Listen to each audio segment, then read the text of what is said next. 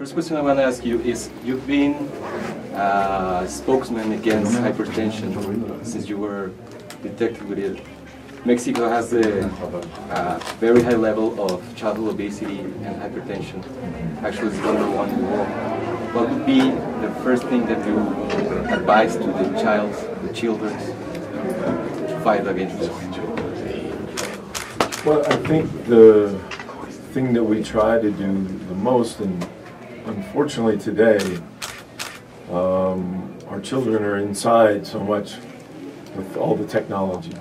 So we spend so much time on the computer, so much time on the video games, that we don't get enough exercise outside.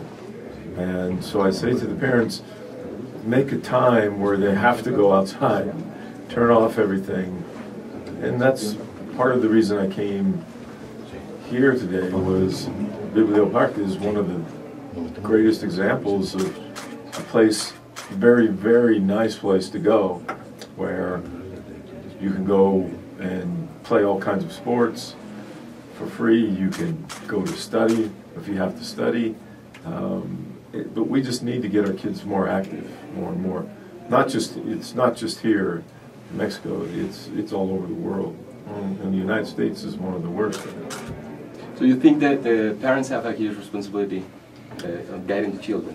Yeah, I think we just allow them. It's easy to let them be on the internet, or it's easy to let them play the games instead of making them go do something physical. And then sometimes, though, it's hard because the parents aren't physical, so sometimes they have to be the ones that help, go out there and be physical themselves, so that the kids see that, hey, this is fun. And once they start into a sport that they like, they'll want to play every day, just like they want to play the games. You, as a professional athlete and as ex-professional athlete, you were always under a lot of pressure. We hear a lot of players who collapse, the nervous breakdowns, the pressure against them. What would you say is this necessary for the kids to have that pressure to be better, or they just have to learn for fun and then eventually become professionals? I don't think there's anything that you gain by learning for fun. Sports are fun in general, but the thing about sports that's so wonderful about it is not just the exercise, but it teaches you at an early age how to be, that if you want to play, you have to get better, and you have to compete with somebody else. And it teaches you about life in general. Once you're out of school, all those jobs that you're applying for, there's somebody else applying also. So it's competition, and you have to learn how to make yourself better and how to compete at it. The earlier you learn that, the more it carries on through the rest of your life. And I think playing sports where there's no score or whatever happens, it's a tie, you're not helping anyone. Yeah, you're getting exercise, but you're really not teaching, you're not taking sports to the full advantage that it's there for. Okay, going to the NFL and the actual problem that we asked you about, the risk of not having a season next year. Beside the money issue that you say that NFL will lose a lot of money, there have been a lot of other professional sports like MLB who had a strike early. Do you think this is a risk, not having a season? I don't think there's a risk at not having a full season. There's a risk at missing a few games. That's just my feeling. I just can't imagine them letting a season go and losing all that money. There are certain dates and times that, and I don't know of them, that they lose a certain amount of money by a certain date. There's like a drop dead line that they have to cancel the season. I just don't see it getting there. But you think it's only because of the money? Well, I think there's money. The money is the biggest issue, but there's also, talking about extra games, talking about you know, the medical benefit side of it for the players once they leave the game. Because most guys, and there are a lot of guys who leave the game that, you know, physically or, you know, can't perform and do things. But a lot of it doesn't happen till you're away from the game. And the owners want no part of that. You had your best seasons with the Niners. The Niners won the last Super Bowl in 1995. They've been in 94, 95? Somewhere there. They've been in reconstruction forever now. What do you think about the new coach, the season coming? Well, I think the new coach brings a lot with him. He's been in the NFL.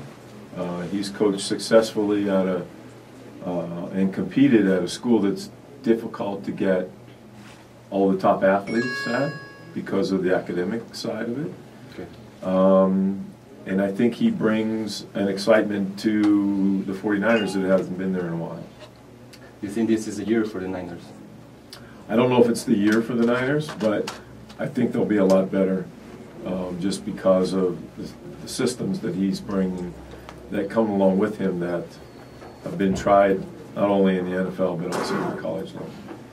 So do you think the problem is only the players and the coaches, or you think the Niners have a lot of problems in? I think they have enough talent to perform, especially if you can take, you know, a place like Stanford and turn it into a consistent winner, then you definitely have enough talent on the team that's there in the 49ers to be able to bring that same feeling with him and be successful. Maybe not the first year, but I think you may even see a huge turnaround. You'll see a huge difference in the team right away, I think. Which is your best memory of the 4 Super Bowls you played? I think they all have special memories. Probably the biggest one was the touchdown pass to John Taylor to win the Super Bowl against the Bengals. One of your most remembered plays is against the Cowboys in the NFC Championship. The pass to Dwight Clark. I was watching yesterday the NFC Championship against the Giants. You had a huge hit from a guy, I remember. Yeah, Leonard Marshall. Yeah. Mm-hmm. I asked you before about the injuries. That kind of hits would be punished today.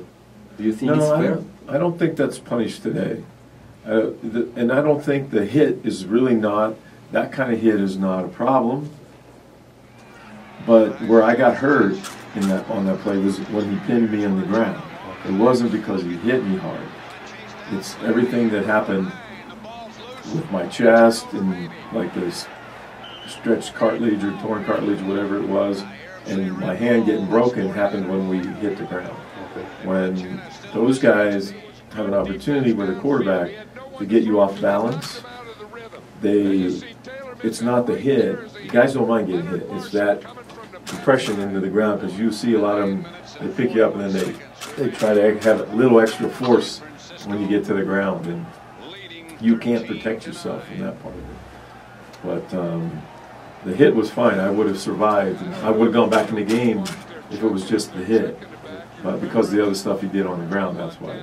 Do you think that policy against, maybe not those hits, but helmet to helmet, it's making the game a little different, or it's going to be weaker than before?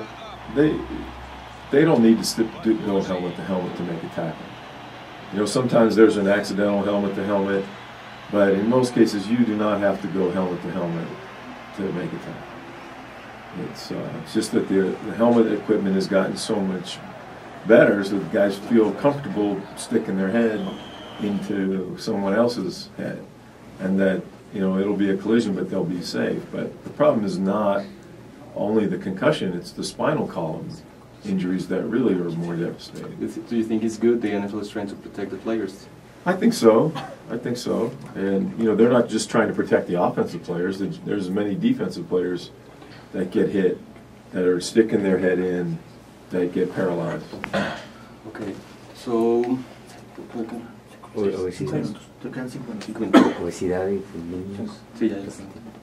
so Mexico has a huge amount of fans mostly Cowboys, Steelers, Niners. They used to come a lot to play in Mexico City. They haven't been around for a while. What do you think is that? Do you think the situation in Mexico is... I don't really know, because I know that every team that's been here that I've known, the stadium has been sold out, and it's been a great experience for them. So I know they've been trying to move games around the globe a little bit, but I don't know why they haven't come back. It doesn't make sense to me. Okay, so can you tell us, please, what is the main thing a kid has to do to start thinking of becoming a professional athlete? Just not like eating, not only practicing, but eating something, maybe going to a gym in an early age. I think you have to, when you're really small, you just have to, be active, and that's the biggest part. Is that when I was growing up, we didn't have the internet and cell phones and all those things and texting and all that. So from the moment I woke up in the morning on a weekend or it wasn't school, we were outside. And I didn't come back till I was either hungry or it was dinner time. So, and a lot of times you had enough money to go get something to eat, for lunch, or I played baseball, basketball, and football all the way through high school. And so I was very active. And most kids at that era were active. You didn't have a choice. TV was, the good shows didn't come on till the nighttime. We didn't have satellite TV where you could watch movies all day long, and so we just need to find a way to get kids to be active first, and then they'll find a sport they like, and then it takes, when you're active, you can, especially as a kid, you can eat a lot more food, and you can eat the same amount of food and still, yeah. And I think that's the biggest key. So we just got to get them out from in front of all our devices. You were talking about the big guys in the NFL right now, the quarterbacks and the offensive linemen.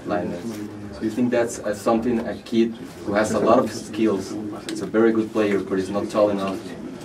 No, it's not. You can't. No matter how big you are, you can never count yourself out, or because you can see all around. There are a lot of guys that aren't as tall or as big as these guys, and so there are guys who make it. But you have to be exceptional and very solid in your fundamentals of the games.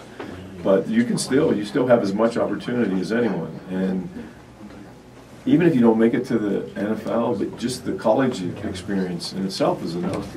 So I think it's a great